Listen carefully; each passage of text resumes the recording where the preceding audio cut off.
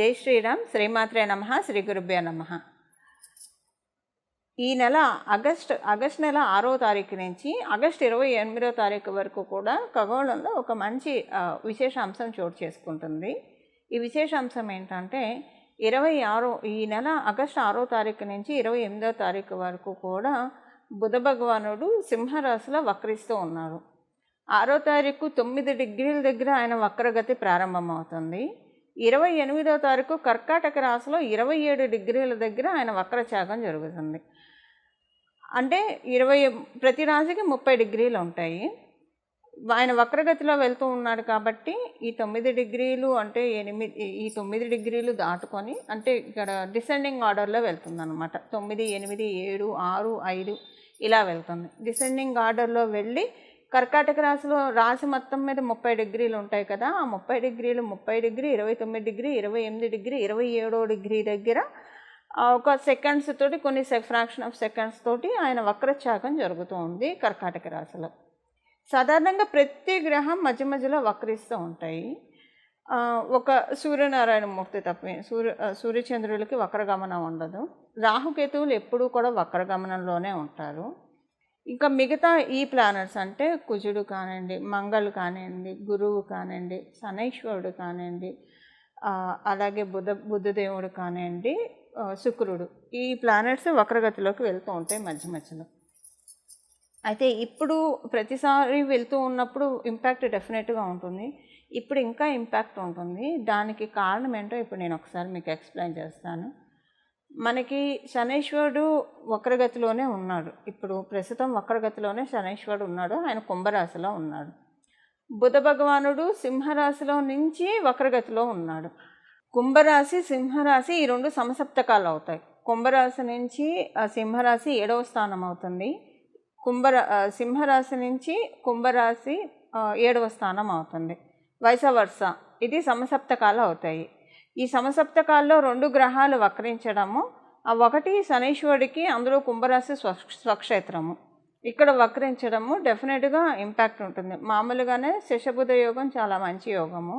ఇప్పుడు ఖగోళంలో ఇది వక్రించి ఏర్పడుతూ ఉంది ఈ శశబుధ యోగం. సాధారణంగా శశబుధ యోగం ఏంటంటే డబ్బుల్ని ఇస్తుంది.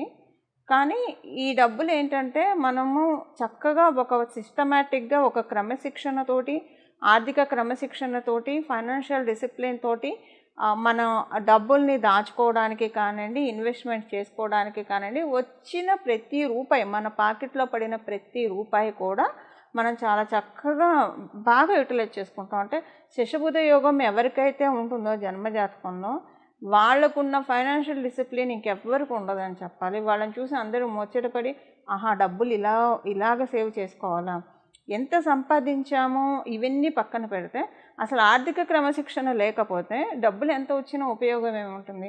ఈ ఆర్థిక క్రమశిక్షణని శశబుధ యోగం ప్రతి ఒక్కరికి కలిగిస్తుంది. శనైశ్వరుడు ప్రతి విషయంలో క్రమశిక్షణ ఇస్తాడు. బుధుడితో కూడితే కనుక ఆయన ఆర్థిక క్రమశిక్షణని ప్రతి ఒక్కరికి కలగజేస్తారు.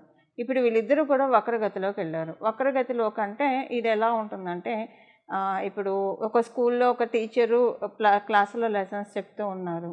లెసన్స్ చెప్తూ మధ్యలో ఆమెకేమో ఆవిడకి కావచ్చు, లేదా చెప్పే అధ్యాపకులకు కావచ్చు, ఏదైనా ఫోన్ కాల్ వస్తే లేదా ఎవరన్నా పిలిస్తే బయటికి వెళ్తారు అనుకోండి. అప్పుడు పిల్లలు ఒక్కసారిగా కేరింతలు కొట్టి అరిచి చాలా క్రౌడీగా నాయిసీగా ఉంటుంది క్లాస్ రూమ్ అంతా. ఇది ఒకటి. ఇది ఏంటంటే అక్కడ తప్పక ఆవిడ బయటికి వెళ్ళింది కాబట్టి, ఆవిడ కావచ్చు లేదా అధ్యాపకుల వారు కావచ్చు. ఒక్కొక్కసారి ఏముంటుందంటే లీజర్ పీరియడ్ అని ఉంటుంది. సో అధ్యాపకులే వదిలేస్తారు ఫ్రీగా, కాసేపు ఒక 1 పీరియడ్ వరకు ఆడుకోండి అని చెప్పేసి. అంటే ఇప్పుడు లీజర్ పీరియడ్స్ ఉన్నాయో లేవో తెలియదు, కానీ మా చిన్నప్పుడైతే లీజర్ పీరియడ్ ఒకటి ఉండేది డెఫినెట్గా. సో అలా వదిలేసేవాళ్ళు, ఒక పీరియడ్ వరకు వదిలేసేవాళ్ళు. అంటే వాళ్ళు వదిలేస్తారు అలాగా. ఇప్పుడు ఇదంతా ఎందుకు చెప్తున్నానంటే, శనైశ్వరుడు మరియు బుధ భగవానుడు ఆర్థిక క్రమశిక్షణని ఇస్తారు. ఇప్పుడు ఏం చేస్తారంటే ఆర్థిక క్రమశిక్షణ ఇచ్చి మనం ఫైనాన్షియల్గా ఎలా దాచుకుంటే డబ్బులు మనకి రెట్టింపు అవుతాయి, మన డబ్బులు గుడ్లు పెట్టడం అనేది శని బుధులు కలిసి ఉంటేనే సాధ్యమవుతుంది కుండలిలో. ఇప్పుడు అందరికీ శని బుధులు కూడా కలిసి ఉండరు. ఎవరి జాతకంలో కూడా మనం చూస్తే చాలా అంటే అందరికీ కలిసి ఉండాలని ఉండదు ఆ కాంబో. కలిసి ఉన్న వాళ్ళకి డెఫినెట్గా వాళ్ళు చిన్నప్పటి నుంచే ఇన్వెస్ట్మెంట్స్ స్టార్ట్ చేస్తారు, సేవింగ్స్ చాలా పక్కాగా వెళ్తారు. వాళ్ళ దగ్గర ₹1,00,000 వస్తే దాన్ని ఎలాగ 10 లక్షలు చేయాలి, ఎలాగ 50 లక్షలు చేయాలి, మంచి క్లారిటీ, మంచి విజన్ వాళ్ళ దగ్గర ఉంటుంది. అండ్ అకార్డింగ్గా వెళ్తుంది వాళ్ళకి. అంటే విజన్ అందరికీ ఉంటుంది, బట్ అదేంటి, అది మనకి అనుకున్నట్లు ఫామ్గా సిస్టమేటిక్గా వెళ్ళడం అందరికీ సాధ్యం కాదు, కొంతమందికే సాధ్యం అవుతుంది. మనం డే టు డే లైఫ్లో చూస్తూ ఉంటాం కదా. ఈ శశబుధ యోగం అది కలగజేస్తుంది. అది ఒక లెక్క. అయితే ఇప్పుడేంటి, వాళ్ళిద్దరూ వక్రించారు. సో ఇలాగ వాళ్ళు సిస్టమేటిక్ ఇన్వెస్ట్మెంట్స్కి అవకాశం ఇస్తారు. కొన్నిసార్లు ఏంటంటే అందరికీ ఆ యోగం ఉన్న వాళ్ళైతే అలా ఉంటుంది, యోగం లేని వాళ్ళకు కూడా గోచార రీత్యా వచ్చినప్పుడు ఇలాంటివి ఇది అందరికీ అప్లికేబిలిటీ ఉంటుందండి. ఆ యోగం ఉన్న వాళ్ళకి ఇంకా బాగా ఎక్కువగా ఉంటుంది, యోగం లేని వాళ్ళకి కూడా ఇది అప్లికేబిలిటీ ఉంటుంది. అయితే ఈ అప్లికేబిలిటీ అసలు ఇప్పుడు వక్రగతిలో ఉన్నారు కదా, వాళ్ళిద్దరు సవ్యంగా ఉంటే ఇన్వెస్ట్మెంట్స్ ఇవన్నీ ఉంటాయి. ఇప్పుడు వక్రగతిలోకి వెళ్ళారు, ఇప్పుడు పరిస్థితి ఏంటి మరి, అంటే ఎలాంటి రిజల్ట్స్ ఇస్తారు, ఈ విషయాలు మనం ఒక్కసారి చూద్దాం. అసలు ఈ విషయాల్లో ఇంపాక్ట్ ఏ విషయాల్లో ఉంటుంది, గుడ్ ఇంపాక్ట్ ఉంటుందా, బ్యాడ్ ఇంపాక్ట్ ఉంటుందా, సత్ఫలితాలు ఉంటాయా, లేదా ఏదైనా జాగ్రత్తలు సూచిస్తుందా, ఇవన్నీ కూడా ఇప్పుడు మనం మాట్లాడుకుందాము. ఈ ఈ ఈ ఇది ఈ కాంబో ఏ రాశుల వాళ్ళకి, ఇప్పుడు ఈ వక్రగతి అనేది ఏ రాశుల వాళ్ళకి ది బెస్ట్గా వర్కౌట్ అవుతుందో మనం ఒకసారి చూద్దాం.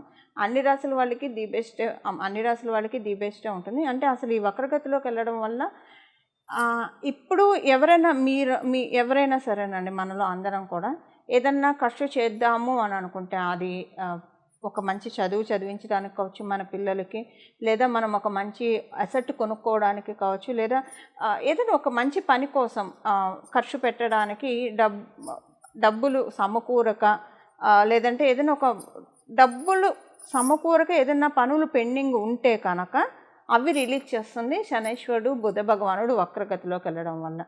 సో దట్ ఏంటంటే అందరికీ కూడా వాళ్ళకి ఏవైతే అవసరమైన ఖర్చులు ఉన్నాయో అవన్నీ కూడా స్తంభనగా ఉన్నవన్నీ ఒక్కసారిగా రిలీజ్ అయిపోతాయి ప్రతి ఒక్కళ్ళకి. కానీ ఈ పరిహారం మనం చివరిలో తెలుసుకోబోయే పరిహారం చేసుకోవడం వల్ల రిలీజ్ అవుతాయి. పరిహారం చేసుకోకపోయినా రిలీజ్ అవుతాయి, అంటే ఆర్థిక స్తంభన నుంచి బయటకు వస్తారు. బట్ పరిహారం చేసుకుంటే ఇంకా ఎక్కువగా ఇది అప్లికేబిలిటీ ఉంటుంది. ఈ ఆర్థిక అంటే యాక్చువల్గా ఈ వక్రగతి ఒక్కొక్క రాశిలో, ఇప్పుడు ఇదే సమసప్తకం కనుక కర్కాటకం మకరంలో పడినా, లేదా మీనరాశి కన్యారాశిలో పడినా, మిగతా రాశుల్లో పడితే ఒక్కొక్క రకంగా ఇంపాక్ట్ ఉంటుంది. ప్రతి రాశిలో ఇదే ఇంపాక్ట్ ఉండదు. ఇప్పుడు ఈ వక్రగతి పడింది సింహరాశిలో ఉంటేనే సూర్యనారాయణమూర్తి కింగ్. సో ఎప్పుడైనా ఒక కింగ్ ఇంటెన్షన్ ఏముంటుంది, ఆ రాశితత్వం ఏముంటుంది, ఒక కింగ్ ఇంటెన్షన్ ఏముంటుంది, కంపాషనేట్గా ఉంటుందంటే దయ ఎక్కువగా ఉంటుంది. అందుకే సూర్యబలం ఉన్న వాళ్ళకి చాలా దయగల హృదయం గల వాళ్ళు ఉంటారు. అవతల వాళ్ళ కష్టాన్ని వాళ్ళ కష్టాలుగా వాళ్ళు ఫీల్ అయిపోతారు. ఎందుకంటే ఆత్మకారకుడు కాబట్టి ప్రతి సోల్లో ఉన్నది జీవాత్మే అన్న విషయము వాళ్ళకి ఎరుక బాగా ఉంటుంది. సింహరాశి వాళ్ళకి కూడా బేసిక్గా ఈ తత్వం ఉంటుంది. సూర్యనారాయణమూర్తి ఆత్మకారకుడుగా ఉన్న వాళ్ళకి ఈ తత్వం ఉంటుంది, లేదా వాళ్ళ జన్మజాతకంలో సూర్యనారాయణమూర్తి బలం ఎక్కువగా ఉన్న వాళ్ళకి కూడా ఇది ఎక్కువగా ఉంటుంది. ఎప్పుడు వాళ్ళ సైడ్ నుంచి అని కాకుండా అందరి సైడ్ నుంచి ఆలోచిస్తారు. అది ఆ క్వాలిటీ సింహరాశిలో ఉంటుంది. ఇప్పుడు ఈ విషయం ఎందుకు చెప్తున్నానంటే, ఈ క్వాలిటీ సింహరాశిలో ఉంది కాబట్టి బుధ భగవానుడు ఇక్కడ వక్రిస్తున్నాడు, శనైశ్వరుడు ఆల్రెడీ సప్తమ స్థానంలో వక్రిస్తూ ఉన్నాడు కాబట్టి ఎవరెవరైతే ఆర్థికంగా స్తంభించిపోయి ఉన్నారో వాళ్ళందరికీ రిలీజ్ చేయడానికే, ఆర్థిక స్తంభన నుంచి రిలీజ్ చేయడానికే ఇప్పుడు గోచారంలో ఈ ట్రాన్సిట్ చోటు చేసుకుంటూ ఉంది, అంటే ఈ వక్రగతి అనేది చోటు చేసుకుంటూ ఉంది. ఇది ద్వాదశ రాశుల వాళ్ళకి ఏ విషయాల్లో, ఇది కేవలంగా ఫైనాన్షియల్ మ్యాటర్స్లోనే, ఇంకా రిలేషన్స్ విషయంలో, ఈ రెండిట్లో ఇది వర్కౌట్ అవుతుంది. ఏ విషయాల్లో ఉంటుందనేది చెప్దాం. అయితే ఈ వక్రగతి కొన్ని రాశుల వాళ్ళకి ఇంకా కొంచెం ఎక్కువగా ఉంటుంది. అది ఎవరికో మొదట మనం చెప్పుకుందాము. కర్కాటక రాశి వాళ్ళకి ఇది బాగా చాలా బాగా యోగిస్తుంది. అలాగే సింహరాశి వాళ్ళకి ఇది చాలా బాగా యోగాన్ని ఇస్తుంది. మకర కుంభరాశుల వాళ్ళకి ఇది మంచి యోగాన్ని, ధనుర్మీన రాశుల వాళ్ళకి ఇది చాలా మంచి యోగాన్ని కలగజేస్తుంది. అయితే మిగతా రాశుల వాళ్ళకి లేవా అండి అంటే, మిగతా రాశుల వాళ్ళకి కూడా డెఫినెట్గా ఉంటాయి. బట్ ఈ రాశుల వాడికి కొంచెం ఎక్కువగా ఉంటుంది. ఎందుకంటే బుధ భగవానుడు కర్కాటక రాశికి పూర్తిగా అనుకూలం కాదు. అందుకని ఇప్పుడు కర్కాటక రాశి వాళ్ళకి అనుకూలంగా ఉంటుంది. అలాగే సింహరాశి వాళ్ళకి జరుగుతున్నదే సింహరాశిలో కాబట్టి సింహరాశి. మకర కుంభం ఎందుకంటే ఇక్కడ సప్తమ స్థానం కుంభరాశి అయింది. కుంభరాశిలో శనీశ్వరుడు వక్రగతిలో ఉండి మకర రాశిలోకే కదా ఆయన వెళ్ళేది. అందుకని వాళ్ళిద్దరికి. ధనుర్ మీన రాశుల వాళ్ళకి డెఫినెట్గా కేంద్రాధిపత్యం దోషాన్ని కలిగి ఉంటాడు బుధ భగవానుడు ఈ రాశుల వాళ్ళకి, ఈ లగ్నాల వాళ్ళకి. ఇప్పుడు ఏంటంటే ఆ దోషం కాస్త యోగంగా పరిణమిల్లుతుంది. అందుకని ఈ రాశుల వాళ్ళకి కొంచెం ప్రత్యేకం. బట్ అందరికీ కూడా ఇది ప్రత్యేక అంశం. మిగతా రాశుల వాళ్ళకి కాదు అంటానికి లేదు. ఎందుకంటే డెస్టినీ ఎప్పుడైనా మనకి ఇవ్వాలంటే పక్షపాతం అస్సలు ఉండదు. కతే ఏది కూడా మనకి ఈ సృష్టిలో ఏ విషయం కూడా అయాచితంగా రాదు. అయాచితం అంటే ఫ్రీ ఆఫ్ కాస్ట్తో ఏది రాదు. ఫ్రీ ఆఫ్ కాస్ట్తో వచ్చింది ఏది కూడా మనకి అంత సత్ఫలితాలను కూడా ఇవ్వదు. అందుకే విద్య నేర్పిన గురువుకు కూడా మనం గురుదక్షిణ చెల్లిస్తాం. ఎందుకంటే దక్షిణ లేని విద్య ఫలించదు కాబట్టి. సో అందుకని ఏది కూడా మనకి ఫ్రీ ఆఫ్ కాస్ట్తో రాదు. దానికి మనం కొంత మూల్యం చెల్లించాలి. ఆ మూల్యం ఏంటంటే పరిహారం. ఆ పరిహారం ఏం చూసుకోవాలనేది మనం ఈ వీడియో చివరిలో మనం తెలుసుకుందాము. అన్ని రాశుల వాళ్ళకి ఏ ఏ విషయాల్లో ప్లస్గా ఉంటుంది ఒక 2-3 పాయింట్స్లో మనం ఈ ట్రాన్సిట్ గురించి ఒకసారి అన్ని రాశుల వాళ్ళకి ఎలా ఉంటుంది అనేది మనం ఒకసారి డీటెయిల్డ్గా వెళ్దాం. వృశ్చిక రాశిలో పుట్టిన వాళ్ళకి మరియు వృశ్చిక లగ్నంలో పుట్టిన వాళ్ళకి లాభాధిపతి అవుతూ దశమ స్థానంలో ఉండి వక్రిస్తూ నవమ స్థానంలోకి వెళ్తున్నాడు శనీశ్వరుడు వక్రగతి మీకు ఆల్రెడీ మంచిదే. లాభాధిపతి వక్రించడము అంటే మీరు విదేశాలు వెళ్ళాలనుకున్నా లేదా మీరు ఆరోగ్య సమస్యలతోటి ఇబ్బంది పడుతూ ఉంటే ఆ రెండు సెట్ చేస్తుంది. ఇక్కడ బుధ భగవానుడు వక్రగతి విదేశాలు వెళ్ళాలనుకొని వెళ్ళలేకపోయిన వాళ్ళకి విదేశాలు వెళ్ళడానికి అనుకూలం. ఆరోగ్య సమస్యలు ఏమన్నా ఉంటే ఆరోగ్య సమస్యలు సెట్ రైట్ అవ్వడానికే కూడా ఇది అనుకూలం. మీ చుట్టూ ఉన్న వాళ్ళతోటి ఏమన్నా మనస్పర్ధలు చికాకులు ఇలాంటివి ఉంటే అవన్నీ కూడా సెట్ రైట్ అయ్యే శుభ సమయము ఇప్పుడు మీకు డెస్టినీ కలగజేస్తూ ఉంది. సో ఇలా చూసుకుంటే చాలా మంచి శుభ ఫలితాలు వృశ్చిక రాశి వాళ్ళకు ఉంది. కాకపోతే మీ ఫాదర్ హెల్త్ విషయంలో జాగ్రత్తగా ఉండాలి. మీ బాసెస్ తోటి వర్క్ చేసే చోట మీ ఎంప్లాయర్ తోటి మీ బాసెస్ తోటి కొంచెం జాగ్రత్తగా ఉండాలి. ప్రాబ్లమ్స్ వచ్చే అవకాశం ఉంది. మీ పనిచేసే చోట మీ హయ్యర్ అథారిటీస్ తోటి మీకు కొన్ని ఇష్యూస్ తలెత్తుతాయి. ఇవి రాకుండా మీరు కొంచెం జాగ్రత్తగా సంయమనం పాటించడం ఎంతైనా మంచిది. ఈ విషయంలో చాలా జాగ్రత్తగా ఉండాలి. ఉద్యోగస్తులకు ప్రత్యేకించి ఇదే మనం వ్యాపారస్తులకి చెప్పాలంటే వ్యాపారస్తులకి పెద్దగా ఇంపాక్ట్ అయితే ఏముండదు. కానీ వ్యాపారస్తులకు ఒక్క విషయంలో ఏంటంటే మీరింటికి సంబంధించిన నిర్ణయాలు అంటే ఇల్లు కొనుక్కోవడం, ఇల్లు అమ్మాలనుకోవడము, లేదా స్థలం కొనాలనుకోవడం, స్థలం అమ్మాలనుకోవడం, ఇలాంటివి కొంచెం డెసిషను ఈ 28వ తారీఖు ఆగస్టు 28వ తారీఖు వరకు పెండింగ్ పెడితే మంచిది. ఈ సమయంలో మీరు చేస్తే కనుక అది మీకు ప్రాబ్లం క్రియేట్ చేస్తుంది. ఇదొకటి. సెకండ్, ఒకవేళ వ్యాపారస్తులకి ఇలాంటి ఆలోచనలు ఏం లేకపోతే మీ మదర్ హెల్త్ జాగ్రత్తగా చూసుకోవాలి, లేదా మీ ఇంట్లో ఉన్న వాళ్ళ హెల్త్ పరంగా కొంచెం జాగ్రత్తలు తీసుకోవాలి.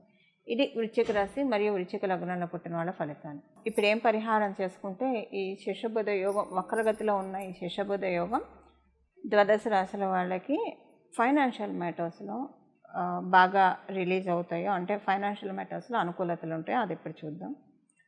అయితే అసలు పరిహారం చేసుకోకపోతే ఏమవుతుందండి? పరిహారం చేసుకోకపోతే యోగం రిలీజ్ కాదా అన్న సందేహం తలెత్తవచ్చు కొంతమందికి. దానికి ఒకసారి మనం మాట్లాడుకుందాం. ఇప్పుడు పరిహారం చేసుకోకపోయినా వచ్చేదే.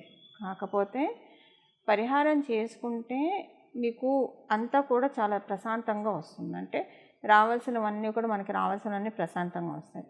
పరిహారం చేసుకోకపోతే అంతా ఏమవుతుందంటే వచ్చేదే కానివ్వండి ఏడిపించి ఇస్తారు. అంతకుమించి ఏం లేదండి. ఇప్పుడు మనం జనరల్గా లైఫ్లో చూస్తూనే ఉంటాం కదా. కుండలీలో ఒకవేళ మీ జన్మ కుండలీలో అర్గళాస్ ఉన్నాయి అనుకోండి, ఇంటర్వెన్షన్ అంటాం. ఈ అర్గళాస్ ఉంటే ఏమవుతుందంటే ఏ యోగం అనుభవించజేయను. అంటే ఇది ఒక సామెత మీకు తెలిసే ఉంటుంది, గడ్డివామ దగ్గర కుక్క అన్న సామెత చందాన. ఏ యోగం మీకు అనుభవ యోగంలోకి రానికుండా అడ్డుపడుతూ ఉంటాయి. ఇది మీకు అర్థమయ్యేది చెప్పాలంటే ప్రొఫెషన్గా ఎదుగుతుంటే కాళ్ళు పట్టుకొని లాగే వాళ్ళు ఉంటారు, అడ్డుపుల్లలేసి వచ్చే వాటిని చెడగొట్టే వాళ్ళు ఉంటారు. ఇలాంటివి రకరకాలుగా ఉంటాయి కదా. ఇవన్నీ కాకుండా ఇప్పుడు అదృష్టవంతులను ఎవరు చేర్చలేరు, దురదృష్టవంతులను ఎవరు బాగు చేయలేరు. ఇది మనందరికీ తెలిసిన సత్యమే. సో అదృష్టవంతులకైతే అసలు బాధే లేదు. ఎన్ని ఆటంకాలు వచ్చినా వాళ్ళు దృఢ సంకల్పంతో వాటన్నిటిని అధిగమించుకుంటూ వెళ్ళిపోతారు. ఈ అర్గణాస్ ఇవి ఇబ్బంది పెట్టకుండా ఉండడానికి మీ జన్మజాతకంలో ఉంటే దానికి పరిహారం చేసుకుంటే ప్రశాంతంగా వస్తాయి. లేకపోయినా వస్తుంది. మేబీ అవుట్ ఆఫ్ 100% మీకు 70% వచ్చేది 30% వస్తుంది. అందువల్ల పరిహారం చేసుకోవడం వల్ల మరీ ఎక్కువ ఏడిపించకుండా డెస్టినీ మీకు రిలీజ్ చేస్తుంది. మీకు రావాల్సిన అంటే దేనికోసమైతే మీరు ఎదురు చూస్తున్నారో, ఏ ఫైనాన్షియల్ బెనిఫిట్ కోసం అయితే మీరు ఎదురు చూస్తున్నారో అది మీకు అందుతుంది. ఇప్పుడు దీనికోసం మనం పరిహారం చూద్దాము. ఏం పరిహారం చేస్తే ఇది బాగా యోగిస్తుంది. ఇది స్టార్టింగ్ డే నుంచి అంటే 6వ తారీఖు నుంచి ఆగస్టు 6వ తారీఖు నుంచి ఆగస్టు 28వ తారీఖు వరకు కూడా ప్రతిరోజు క్రమం తప్పకుండా విష్ణు సహస్రనామం వినడము. విష్ణు సహస్రనామం చదవడం వస్తే ఇంకా మంచిది. చదవడం కానీ వినడం కానీ చేస్తే చాలా మంచిది. విష్ణవే నమః విష్ణవే నమః విష్ణవే నమః అని మనసులో ధ్యానించుకుంటూ ఉంటే ఇంకా మంచిది.